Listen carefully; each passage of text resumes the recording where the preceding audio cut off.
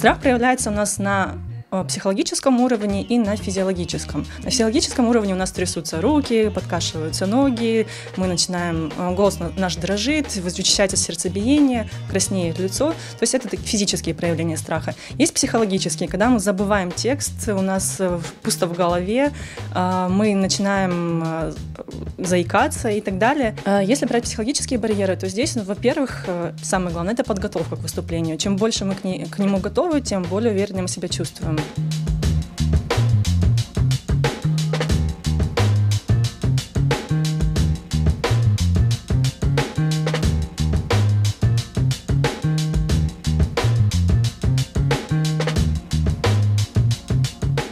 Лично для себя вынесла очень важные вещи.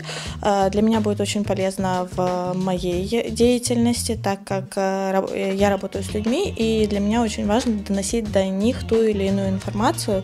Hocalar, olar bizlerni böyle bir ameliy şekilde o'rgatdilar, ya'ni biz ameliyotda butun bu bilgilarni qo'llanmoq uchun ular bizga bizni o'rgatdilar, bizga ma'lumot berdilar va umid etamanki mutlaq endi kelajakda men bu bilgilarni qo'llanajam.